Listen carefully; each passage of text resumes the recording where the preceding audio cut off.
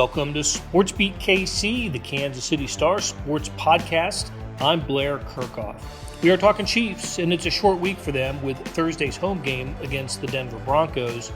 We discussed that game with beat writer Jesse Newell and look back at Sunday's victory over the Minnesota Vikings. Both sides of the ball had highlight moments, and I thought it was fitting that the game ended with the Chiefs' defense on the field getting a final snap sack. After a break, we have a special guest. Chris Harris, who spent 9 of his 12 NFL seasons with the Broncos, joins us. He's not happy about what he sees in Denver. We discuss how a once proud defense has gotten so bad this year.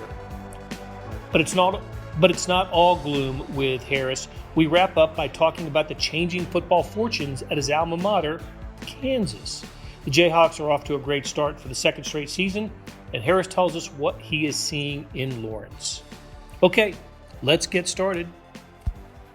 Jesse, let's unpack the Minnesota Vikings win, 27-20.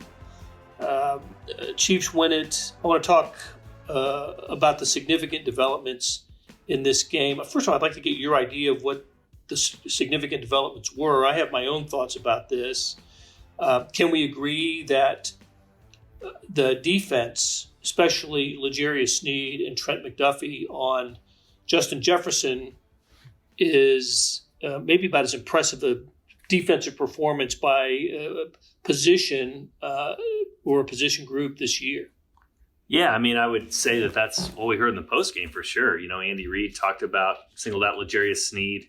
We know Trent McDuffie's having a great year. Chris Jones said if he had a game ball, he would give it to the secondary. It does make you wonder how much Jefferson was hurt. Now that he's going on IR, he'll be out at least 4 weeks with this hamstring injury, how much he was trying to play through that. But a big part of that game was basically how well can the Chiefs stop the best receiver on planet Earth, and they did a great job. You know, it held him under what he normally does, even when he was looking fully healthy in the first half. So it was just another week where the defense showed itself to be good enough to help win a football game for the Chiefs. And they're looking every bit the part of a top 10-ish unit in the NFL. And if that's the case, then the Chiefs have a lot more wiggle room with their offense to be able to win games even when they're not playing their best on the offensive end. So typically with Steve Spagnuolo, we wait until the second half of the season for the defense to take its shape, but that's not true this year, is it? No, it's not. And it feels like they're just getting more contributions from different guys every week. And that's encouraging. You know, after this week in Denver, you're going to get Charles Omenihu back after his 6-game suspension as well. And going into the year, I probably would have pegged him as, maybe the third best defender on the Chiefs defense, fourth best, somewhere in there. And the fact that they'll get him back and potentially be in position to be 5-1 through all that with a defense that has been ascending. But to the point, I mean, Drew Tranquill has stepped in admirably for Nick Bolton. Probably not the same production that they got from Nick Bolton. You would think not the same production because of how well Nick has played, but the Chiefs have not missed a beat like they would have in past years. And then I think another player, Mike Edwards, is worth singling out. He's been part of their 3 safety looks, and he's probably going to get more playing time moving forward because he's playing better. He seems to understand his role in the scheme as well. Almost had an interception against the Vikings, but if you look at kind of graded out how he's done the last couple of weeks, it's been really, really high. So I think the Chiefs, just every single week, you look at somebody else and say that person is stepping up and contributing and doing something they didn't the week before, and that's a really good position to be in. Spags reminded us this week that Mike Edwards is a ball hawk, and he was at Tampa for sure. This has not been really a ball hawking defense, though. Is it still just the one interception on the tip ball, I think, that the Chiefs have this year? They had the big takeaway, the first play of the game against the Vikings with the hit by Justin Reed and the recovery by Brian Cook to set up the Chiefs' first touchdown. But it really hasn't been a defense whose MO is takeaways. Maybe it's playing well. It's keeping scores down. If they can start working in some takeaways, this could be a pretty salty defense. Yeah, and if we're being honest about this, the takeaway part is usually a little bit more fluky. Sometimes the other team hands it to you. Sometimes there's a tip ball and it pops into your hands, kind of like the Detroit game where guy right spot, right time, makes a good catch, but that's not always something you can control. So the fact that the Chiefs on a down-by-down basis are doing pretty well and holding their own, especially in these close games where the game script hasn't gotten away from the other team, except for the Bears game, that all has to be encouraging for the Chiefs. If you're going to pick one of the two, you definitely pick this way first, which is down to down, drive to drive. The Chiefs are doing a pretty good job defensively. Most likely those turnovers are going to come. Okay. Look, I thought they did a good job overall on Kirk Cousins. He managed some good numbers, but the big number was 20 points. They kept a good offensive team on its home field to 20 points, and that is a bottom line with this Chiefs defense. It is keeping what Jets had 20 in a Zach Wilson come-out party type of game, but kept the Jaguars out of the end zone. They were up 41-0 on the Bears before the Bears scored. So except for the game, and then 2 touchdowns against the Lions, because as you said, the third touchdown that Detroit scored was a pick six. So all in all, great start for Steve Spagnuolo and the defense. Let's switch over to the other side. 27 points for the Chiefs. I thought a good game for Patrick Mahomes. I tried to pick a player of the game, and I was going through. I knew I was going to write about the cornerback, so I didn't want to make one of those a player of the game. I just went ahead and gave it to Patrick Mahomes. He had good numbers. 31 of 41 for, I think, 281, somewhere in that neighborhood with the 2 touchdown passes. I keep waiting for him to have that 350-yard game. He's had one against the Bears, but that's the only 300-plus yard game he's had this year. After getting out early, a touchdown on the first possession, it took a while, and they actually trailed 13-10 before the field goal got them tied at halftime. But the first 2 possessions of the second half, terrific Chiefs offense there. Went the length of the field on a couple of drives and ended with Mahomes' touchdown passes, first one to Rashee Rice and then to Travis Kelce. I just blathered on about the offense, but what's your general thoughts about the way the offense played? Yeah, I asked Patrick Mahomes about that, kind of the state of the union when it comes to the offense, and he said he was pretty happy with the performance against Minnesota. Other than a couple of deep throws he felt like he could have made and put it out there a little bit better for his guys. Even one of those turned into a pass interference call on that 4th and 1 that MVS very wisely kind of ran back in the defender. It's going to be a flag every single time. But teams are defending them to kind of leave some zones underneath open and to make sure that the Chiefs are on the same page, and it seemed like they were on the same page more last game with their receivers and what they did. And the one thing I will say, when we're talking about points scored and points given up, it is still, and this is kind of the breakthrough in basketball where you learn, okay, possession wise, there's a reason Billy Tubbs' teams score 100 every game, and there's a reason Roy Williams is run up and down the floor and they score 100 every game. And then when Bill Self comes in with Big Ten ball, it's not as high. It's just the possessions. And I'll read this off right now.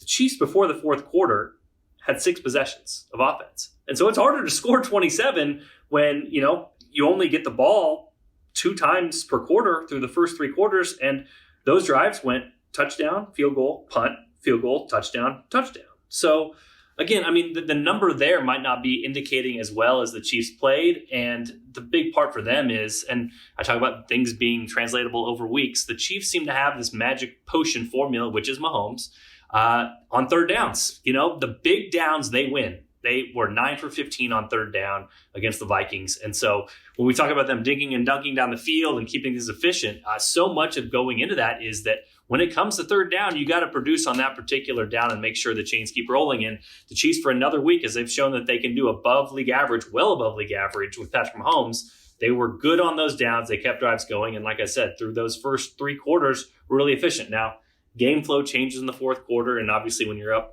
14 or 7 and trying to kind of stall out the clock, things are going to be a little bit different. But in the teeth of the game, in those 6 possessions, to have those 27 points, you really can't ask much more of the offense. And if you're not picking Travis Kelce, Blair, because of the other circumstances on the ankle, I think Patrick Mahomes is the player of the game. So if you're not taking into account what Travis did based off of his injury, I think Patrick Mahomes was the reason the Chiefs won that game. And I think that you made the right pick with that call, just because he was a very good, efficient part of himself, and he delivered the Chiefs on those big downs when he had to. Always a good default position, Mahomes, player of the game. Yeah, there's a reason he's worth about a touchdown to 9 points every single game he plays in for the Chiefs. He's really, really good. You mentioned the third down conversions. A couple of them were spectacular. The 3rd and 18, oh my gosh, to Justin Watson with Mahomes heading toward the ground. The Vikings got a good rush, and he was pressured, threw it up, and there was Justin Watson. Minnesota player mistimed his leap, I think, or he would have had a better chance of knocking it down. But Watson catches it at midfield for a first down. And then in the second half, the Kelce reception, I think it was 3rd and 8, went for 14 or 15 yards where Kelsey basically went up high to get it. And then anyway, good, terrific catch especially on the bum ankle for Travis Kelsey. So spectacular grabs on maybe law of averages that catch up with him a little bit. They won't convert 3rd and 18 or 3rd and 9 like against the Broncos like they did against the Vikings. But they had it going on those plays. Yeah, they did. If you watch, kind of similar to Wasp in the Super Bowl, I thought, when Mahomes gets that all-out pressure, he backs up straight up to give him another half second. That ball was underthrown, but again, it gave him that extra little bit of time. And we talk so much about trusting the receivers. I mean, he's starting to trust Justin Watson. He's throwing up jump balls for him to go get, and Justin Watson was the reason that play came down with a huge completion. So credit to Watson for being the Chiefs' leading receiver through 5 games. I'm not sure any of us would have anticipated that before the year started. One thought on the special teams, fool me once, shame on me. Fool me twice, shame on you. Or do I have it backwards? Either way, the Chiefs now have been burned on a fake punt twice.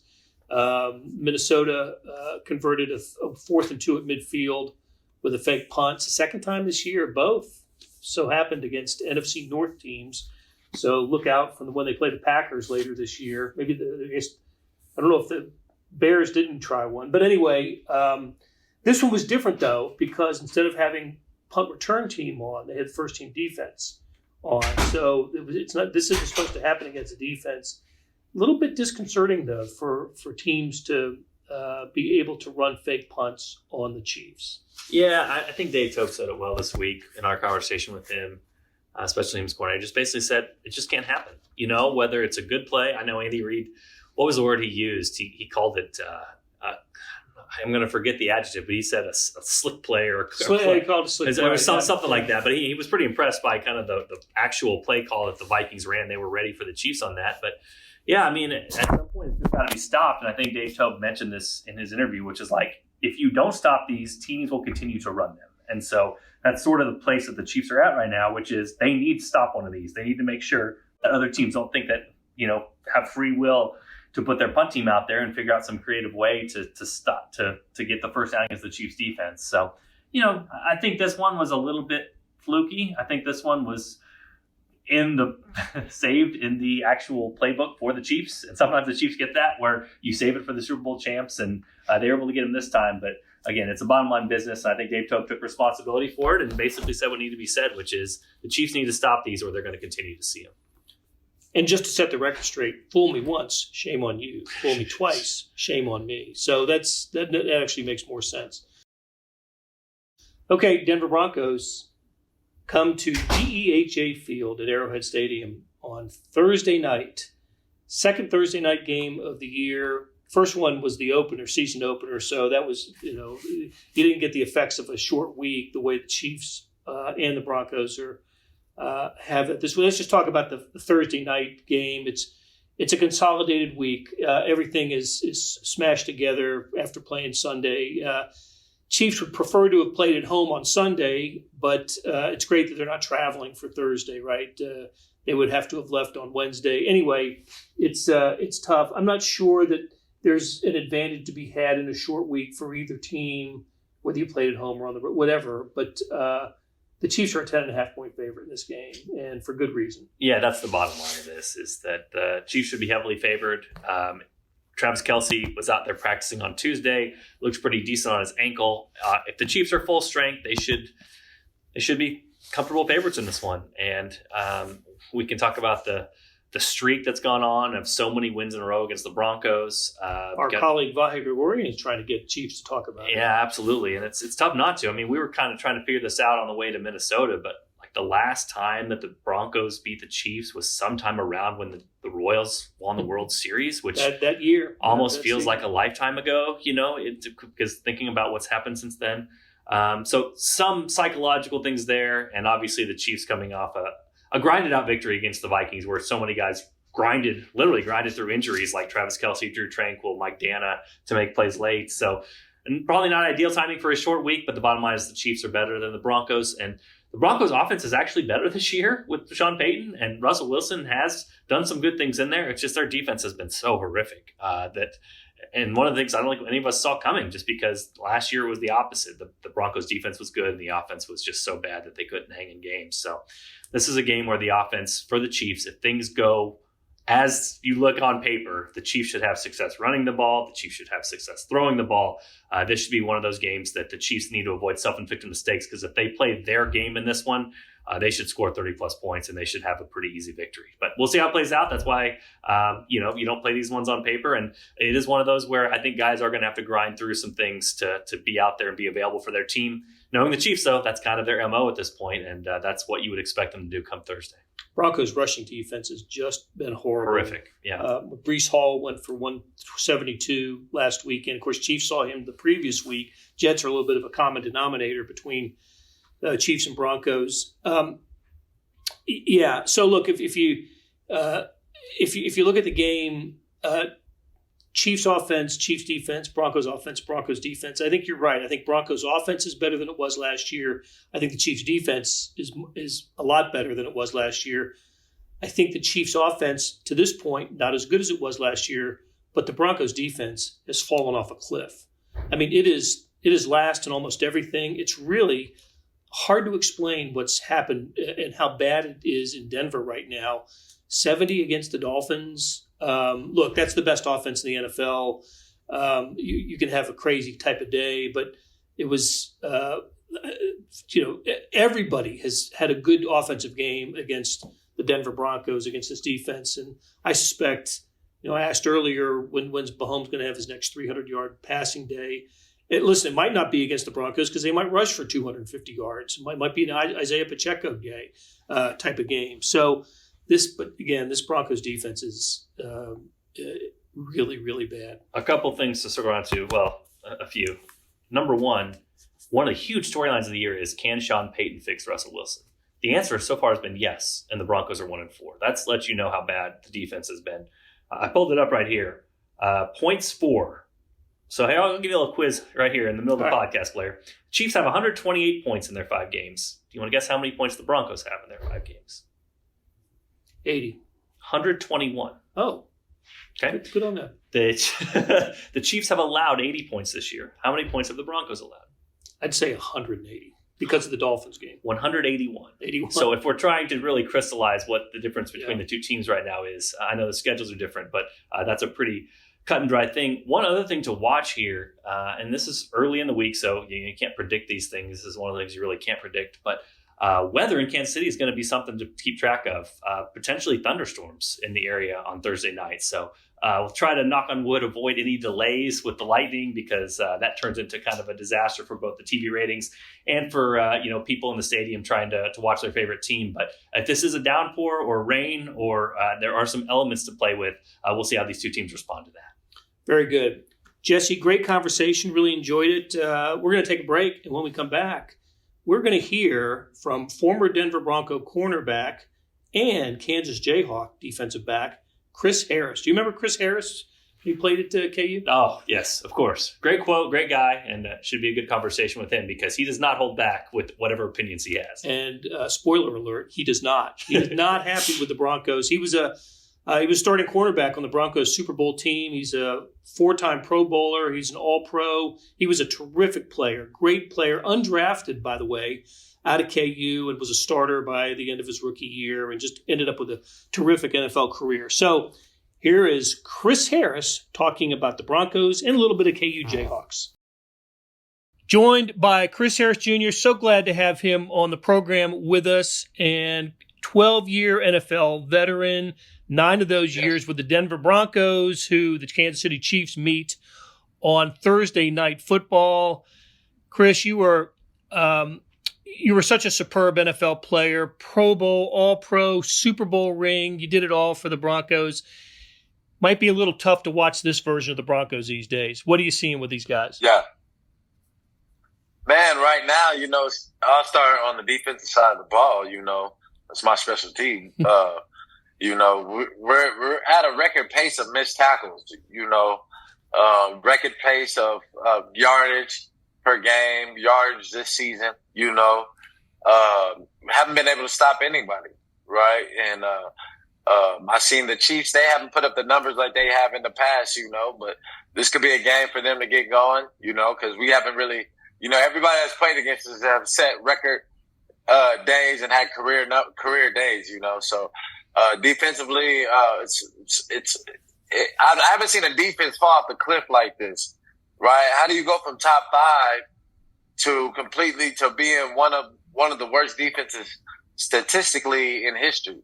So it's mind blowing in that aspect, but that's where I could start out on the defensive side of the ball. Yeah, I agree with you. Just looking at the numbers and the recent games, the Jets game last week where Breece Hall, good running back, Chiefs saw him the previous week, and I know how good he is. Former Iowa State running back goes for 172 or something, at 72 on one carry. The run defense just hasn't been there for the Broncos. That's one of the big issues, isn't it? Yeah. Oh man, and you would think that we would be stout in there because we paid DJ Jones, Zach Allen, Mike Purcell. These are all 3 vets. Up front, we have veteran linebackers. So the GM has put money into these players, to be able to get the results. They haven't had that, and that you would think that we would be able to be solid in the run, right? Not this bad, and Chiefs have been running the ball a lot more, so Andy Reid might take advantage of that. So it's going to be an interesting game, man. But the Broncos really need to come out on fire on Thursday. They do. So Broncos give up 450 yards per game, total yards, 36 points, both last in the NFL. I tell you, I tell people this, I've followed the Chiefs now for many years and covered the Chiefs. I've respected the Chiefs-Broncos rivalry. Before the Chiefs started this 15-game winning streak, the Broncos had a 7-game winning streak against the Chiefs, and you were part of all of those, I guess, right? And it just doesn't seem right that in this rivalry, in this series, that one team should be so dominant over the others. But that's a combination of things, isn't it? It's just the Broncos haven't played well, in the last 5-6 years. And this is the Chiefs' time, isn't it, with Patrick Mahomes and Andy Reid and Kelsey and all that. Now, you actually, you played some games against these good Chiefs teams, and Patrick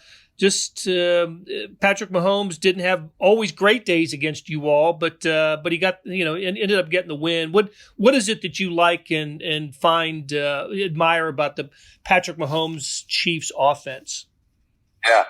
I mean, of course, it starts with Andy Reid, him being able to put the right offensive game plan together, make the defense stress. Every time you play the Chiefs, you got to be on your P's and Q's, right? You got to be ready to go. They're going to stress you down the field, right? It's, especially when they had Tyreek and Hardman and all those little fast guys that they had, definitely stressing the field. And now, you really don't have that fear, right? As for them to beat you down the field now, right? So now you're going to see more teams play more aggressive. Not going to be in much stress. Mahomes is going to have to be a true quarterback, right? And he's going to be able to still scramble and make, a lot of plays with his legs, but now he has to kind of change his game a little bit when you don't have those big home run threats all over the field, like he did with versus us. That's what made it tough. You have this guy that can make every throw, and then you also give him one of the top receivers in the league and the top tight end in his prime. So it was always tough matchups going against the Chiefs.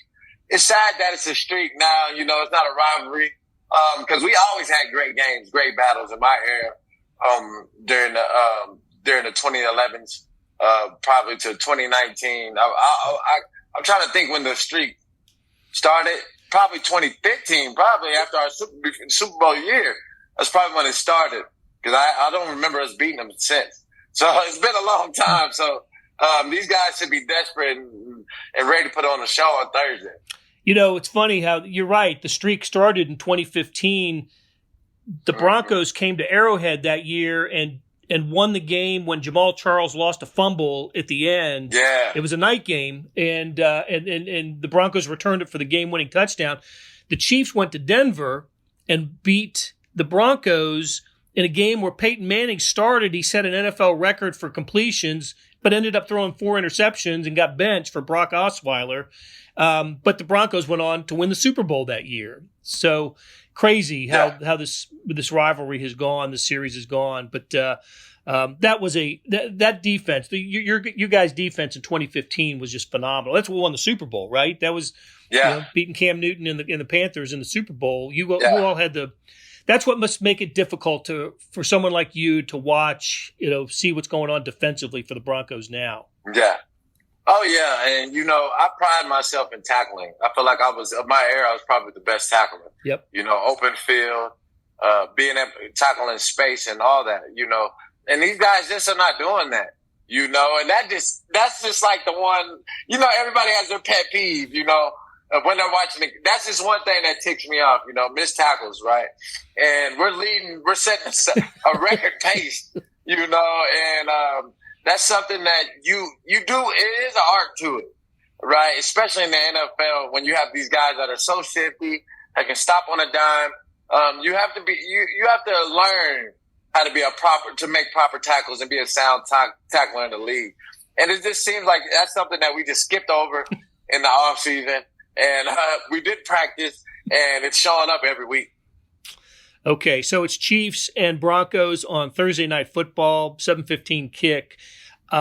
Chris, I can't let a conversation with you conclude before talking about what's going on at your alma mater, University of Kansas. Yes, sir. They are playing some pretty good football. Did you happen to be at the game on Saturday? I know some former players were there.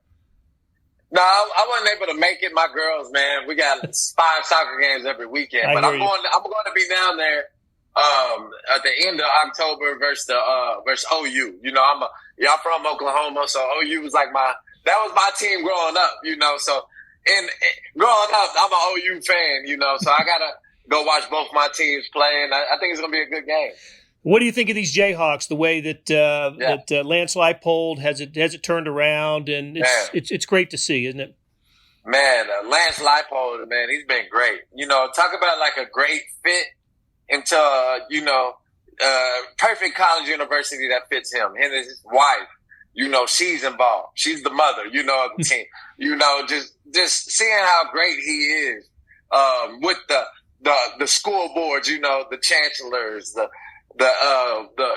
vice presidents, everybody as a whole, because I got to be around them all and being able to, mingle with all of them, man. And it's just a perfect fit. Hopefully we can keep him for the long haul, because we have great things coming. We got a new stadium coming that I'm excited for. That's going to be huge for Jayhawk Nation.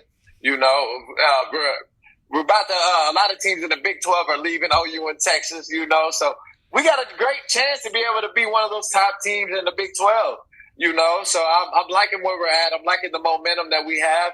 And now we got a chance to go back to bowls 2 years in a row, that we haven't done since I was there. So I'm excited about where we're at right now, and I can't wait to get back to Lawrence. You were on part of the only teams that have ever gone to back-to-back bowls in Kansas football history. And I think you're right. I think they're going to go get bowl eligible again soon. Maybe they do it this weekend down at Oklahoma State. We'll see. But that would be a major sign of progress for football at the University of Kansas. Chris Harris, thanks so much for joining us. Great conversation, and best of luck to you. Oh, yeah. No problem, man. Thanks for having me. That'll do it for today. Thanks to producer Monty Davis and to our SportsBeat KC staff of Randy Mason, Todd Feedback, Jeff Rosen, and Scott Chasen. Tip of the cap to Jesse Newell for sharing his insights, and to Chris Harris. He hosts the Let's Ride podcast on the Believe Network. Morning Sports Edition is the nation's top digital sports page.